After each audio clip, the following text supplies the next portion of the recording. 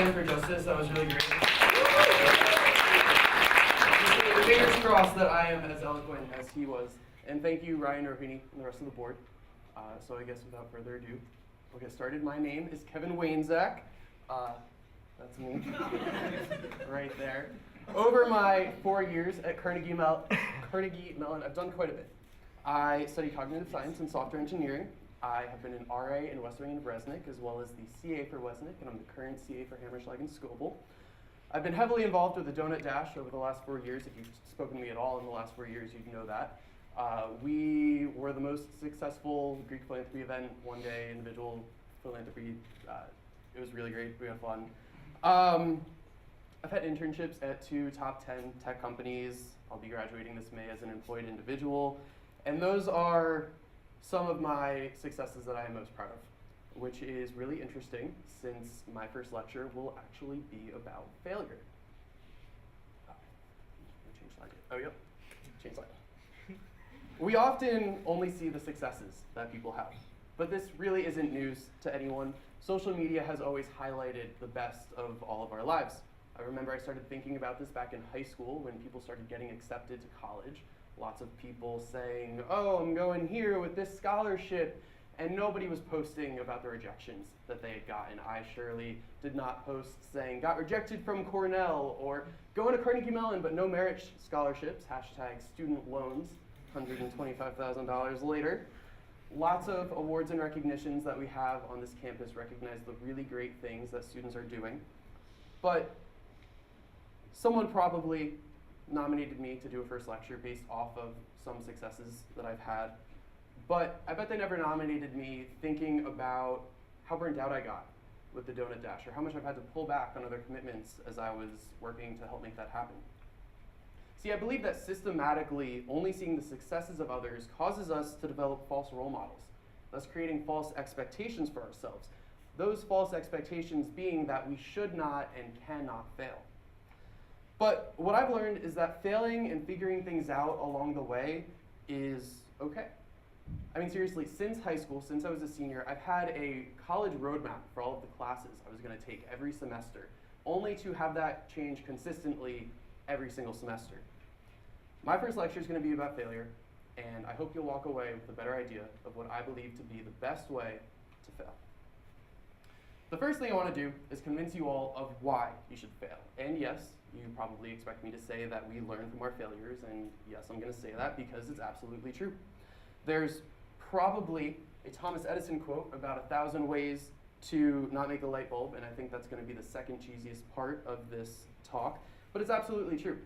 Nobody is going to deny that there's a lot of value in knowing the path to success, but sometimes the only way to find that success is by going down some of those wrong paths, experiencing those failures. I learned about this a lot when I got rejected from the human-computer interaction additional major twice. Getting rejected told me a lot about what I needed to do to improve as a student. The second time I got rejected, I actually started crying in class. Fun story there. My boyfriend Kai can tell you that sometimes I cry for no reason at all, cry a lot, but you know, I learned not to open rejection or acceptance emails in class. Oftentimes, when we fail, it is an important time for us to receive feedback. I learned about how valuable this feedback was when I applied to be a community advisor during my sophomore year for my junior year, and I was not offered a position. So I'm the kind of person to be upset for a little bit, and I try to regroup and refigure things out. And so I sat down with my house fellow at the time, Brian Coble. Hey, Brian. And we had a conversation that really stuck with me. And it stuck with me because in that conversation, I got a lot of really honest feedback about my application and the process and my interview. It wasn't sugar-coated, it was direct, and I appreciated that a lot. I walked away from that conversation with a better idea of where my strengths led and where I could improve. I walked away with that from an understanding that when you're in a position to provide someone feedback, the most important thing that you can do is be completely honest.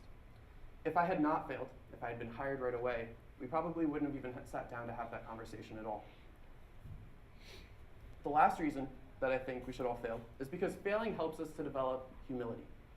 When we feel invincible after a string of successes, we might build up this idea in our head that we are infallible. If I never failed, I might not recognize that sometimes I need help. When we're forced to work with others, We might work better with others when we have experienced failures because we're better able to recognize where our own weaknesses lie and how others can contribute. We can then engage in really great work with diverse teams. When I looked up diverse teams, I was a little bit disappointed, but this is what I got. Personally, I take a bunch of computer science classes, and I honestly don't do too well in them. But at least when I work on development teams, I don't think I'm this rock star developer. I think I'm better able to work with teams because of this, but I don't actually think that I see any former teammates of mine here, so maybe not. Maybe you can ask them. But actually, I think failing has better helped me be able to work with others. And so now that I've hopefully convinced you as to why you should fail, I think it's important to talk about how to fail. How we fail defines our character much more than how we succeed. A person is not just the sum of one's successes, but the sum of all experiences, successes, failures, everywhere in between. The fleeting moments of success and failure are not so important as the journeys that we go on to get there. Failing with grace is paramount. We should be accepting our consequences and not be blaming others. It's way too easy to put all the blame on group members for a bad grade on a team project, but if you have to work with that team in the future, it's going to be tough to maintain positive relationships with them. I can think of plenty of times that I have failed without grace, especially when Kai and I play board games and video games, Rocket League or Acquire. It can be hard to fail with grace. But I have found that when we fail with grace, everybody is happier. The thing about failure that I know that we all know is that we're not going to make Facebook statuses about our failures or Instagram posts of us not looking our best. We always see the successes that other people have on these platforms, and I think it prevents us from being able to keep our own failures in perspective. Effectively, what we end up doing is comparing our behind the scenes to everybody else's highlight reels. And I think that's kind of unfair. The perspective that I've learned, and I learned this from my dad, is that it's not about where you start, it's about where you finish. And I think Chutes and Ladders kind of encompasses that quote a lot. My dad is someone who by all means has seen quite a string of failures. He's struggled a little bit with some gambling addictions and poor financial decisions, and I recently had the opportunity to remind him of this quote. And what I think is really powerful about the idea of it not being about where you start but where you finish is that the starting and ending points are arbitrary.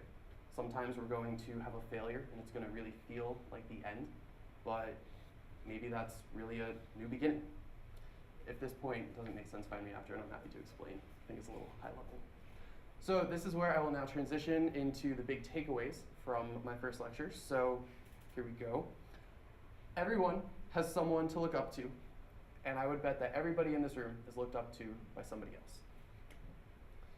Throughout college, I've had quite a few role models, be it other students, faculty, staff, and what I really appreciated about these role models is that they were doing things that I wanted to do. IFC in Greek leadership, they were in residential education, doing philanthropy. I always thought that these real people were better role models than any actors, actresses, sports stars, whoever, because I could actually interact with them. I could speak with them, I could talk to them. The thing about role models is that when we only consider their successes, we start to think that they are invincible. We might start to strive to be like them, but if we don't know anything about their failures, we're just going to make the same mistakes that they did along the way.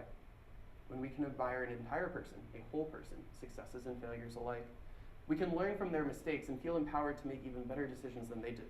We can take off from where they left off. We can take off from where they ended, yeah. I believe that this cycle of learning from past mistakes is incredibly important when it comes to societal change, institutional change. It's a big deal. The second takeaway is that when we teach others about our failures, we are creating the strongest legacy that we can possibly can. We are investing in the future success of another individual. There's a picture of a garden up there because legacy is planting seeds in a garden that you never get to see. Hamilton, anyone? Honestly though, legacy isn't about creating an event that happens every year. It's not about getting a building named after you. It's not about winning an award. It's about leaving your community, your organization, your job, your friends, better than you found them. The people that you're leaving it better for, though, you will never meet. They're never going to come around and say thank you. And We do this teaching by teaching others the lessons that we've learned. I stopped waiting for a thank you cake from my residents quite a while ago, once I realized that the important impacts that we have on others are often ones so subtle that they don't even realize it at the time. It's the things that leave people inspired to take on a new challenge or motivated to re-attack a new task. It's a new inspiration moving forward. For me, this happened my freshman year in my fraternity, SAE, when I was interested in helping out with the donut dash, and a senior at the time, Peter Payson, he said to me, "Hey Kevin, why don't you come to this donut dash meeting? You don't have to say anything, but just come and watch." And he probably doesn't realize, but that probably changed my life, my entire college experience for sure. See, back in 2014, the donut dash almost didn't happen. They had made all of the wrong decisions, they had planned everything the complete wrong way, and the school was saying, like, this probably can't happen. Not because they didn't want it to happen, but because we had made so many mistakes.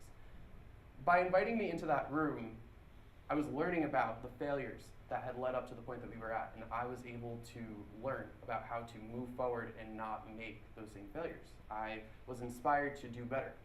And being honest and transparent about the struggles that we've gone through to get where we are is it's a bigger deal than most people realize. So then, what have I learned from my failures on my path to success? What can I share with others that might be helpful? Well, one, sometimes you're going to have a string of failures, and it's going to feel like it's you versus the world, and you're going to feel like everything's out of your control. And that's really going to suck. When I think about this, I think of Holden Caulfield from Catcher in the Rye, how he just felt like the entire world was beating down against him. The only wisdom that I have to offer here is that in those times when we feel like the world's against us, we should throw ourselves into our friends. We should try new things. We should engage in things that are going to shake us out of our status quo. Life is going to give us lemons sometimes, and it's going to be hard, but we can make lemonade. 2, people are going to tell you no, and it's going to have nothing to do with you. Putting in effort doesn't guarantee success. Wanting something really bad does not guarantee success. It might work out for people in movies, but that's just not how the world works. Sometimes our GPA is going to be 0.01 below the cutoff, and some faceless person is just not going to care. I've had this happen to me multiple times when I got rejected from HCI, when I applied to many jobs that I didn't even get an interview for. And what I try to do in these situations is just put myself into their shoes and realize that it's not personal. I might be upset for a little bit of time, but a lot of the times it's not me. Maybe I'll try to figure out a way that I can stand out the next time, but I always try to regroup and keep on keeping on. 3, being sad about failure is okay, but what we do next defines who we are. I think I ran for my fraternity's philanthropy chair twice, was not elected either time. I ran for member ed once and was not elected, but I kept running, and I kept trying, and I think that's the most important takeaway there. When it didn't work out, I tried to figure out how to accomplish the same goals in a different means, and it turns out that you don't have to be the philanthropy chair of a fraternity to engage in philanthropy. Who knew? 4, take the time to invest in others and be the best role model that you can be. The power that each of us has is absolutely incredible. Take the time to be a friend to somebody who needs a friend. Make time for people. Give people a chance when you're in a position to give chances. Be honest about your failures and talk about what you've learned by failing. We all have the power to change lives just by being nice to each other and by being good listeners. We're not always going to know when we've done something that seriously impacts somebody's life, but it's too important to not try. In all, getting nominated to give a first lecture felt like a nod to my successes, but truly it feels like a nod to the culmination of my failures. So, in the beginning, I talked about a lot of my successes, which is kind of weird, so let me reintroduce myself. My name is Kevin Wainczak. While at CMU, I have had 1 major and 2 minors, which I will not be graduating with. I switched out of engineering after being in the program for about 3 months. I was rejected from the HCI additional major twice. I was initially not hired to be a community advisor. I've only gotten 1 A in the 7 computer science courses that I've taken, and I did not get a return offer to from my internship at Apple. I completely bombed my interview for my dream job at Google after a friend had personally recommended me for the position. and I was rejected from every other tech company when I applied to be a software developer there. I was pretty bad freshman roommate, sorry Toby, and sometimes I find it hard to spend quality time with friends who I really care about. I'm average at a lot of things. I don't know what I'm really great at, but I'm a work in progress, and that's okay. So thank you. Thank you for taking the time to listen to me today. I hope you all go out into the world and fail spectacularly at something.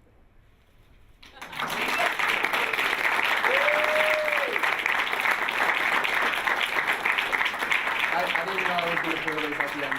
It just came to me.